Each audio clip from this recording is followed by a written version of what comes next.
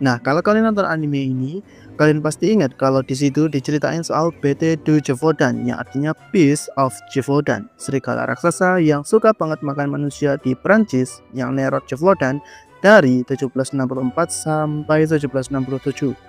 Nah, mungkin kalian ngira kalau makhluk ini cuma ada di anime, tapi kalian salah.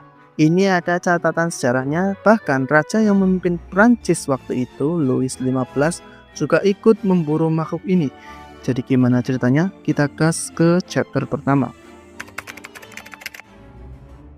Cerita ini dimulai di tahun 1764 di wilayah Jevodan di selatan Prancis, terutama di wilayah pedesaan.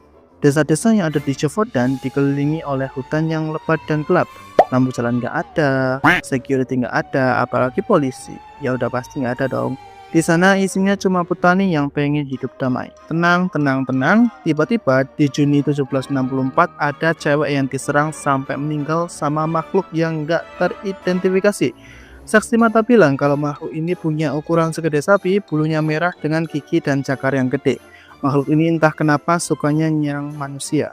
Bayangin aja gimana ngerinya, dalam 3 bulan aja nih, udah ada puluhan korban. Dan dari korbannya ada katanya didominasi sama cewek dan anak-anak.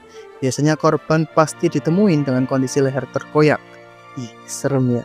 Nah, udah banyak korban begini, nggak mungkin warga diem aja dong. Bahkan Raja Louis XV sampai ngatur perburuan secara langsung.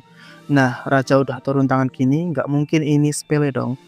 Perburuan pertama kali dilakuin sama Kapten Duhamel. Dia sama 57 tentara profesional dikirim buat beresin makhluk ini.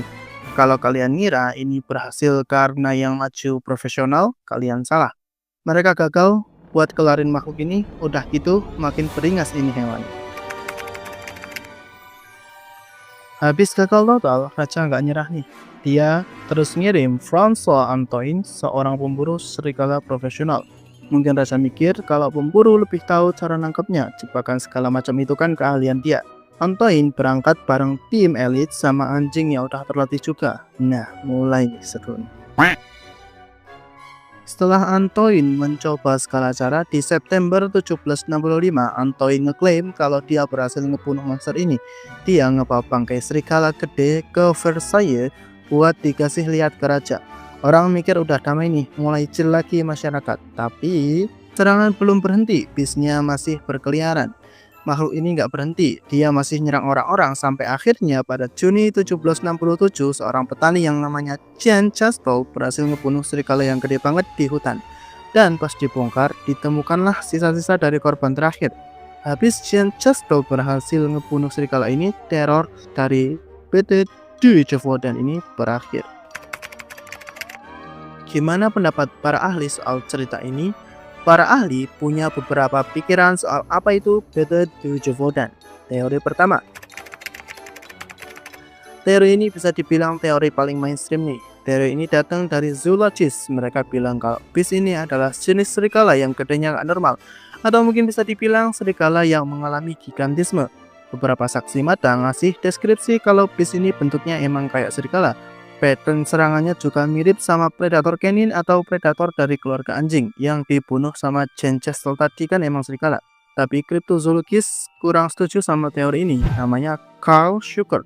Schucker bilang kalau agresivity dari makhluk ini ke manusia itu nggak normal, karena biasanya serigala lebih milih cabut kalau ketemu manusia. Schucker juga beranggapan kalau beast ini adalah prehistoric wolf yang belum punah.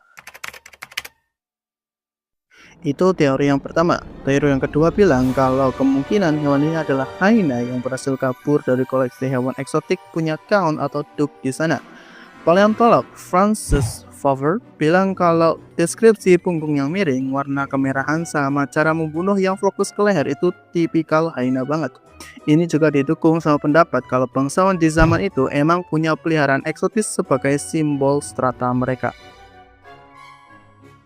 Teori ketiga ini menurut saya adalah teori yang cukup gila.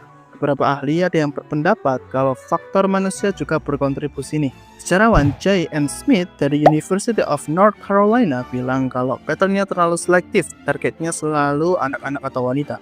Jadi teori ini bilang kalau ada orang yang pakai hewan terlatih buat ngelakuin ini semua. Ada yang bilang ini adalah serial killer tapi pakai pakaian berbulu buat nyamar dan ngelakuin ini. Beberapa korban yang selamat bilang kalau makhluk yang menyerang mereka itu berpakaian. Dan ada yang bilang juga kalau ada orang yang naik bis itu. Teori keempat menurut saya adalah teori yang cukup rasional. Karena teori keempat ini bilang kalau bisa aja cuma histeria masal aja.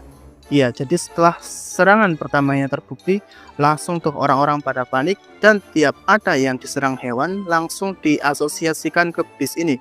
Tapi teori ini nggak ngejelasin kenapa setelah Jen Chestel ngebunuh serigala yang terakhir itu, terornya kelar. Menurut kalian kenapa nih? Drop teori kalian di komen. Jadi kenapa Jun Mochizuki pakai makhluk ini sebagai salah satu art? Karena ini bisa jadi contoh sempurna soal misteri yang nggak jelas kebenarannya. Oke, sekian video kali ini. Kalau kalian punya kritik, saran, atau koreksi, boleh tulis di kolom komentar. Yang mau request, boleh tap subscribe dulu dan tulis request kalian di bawah.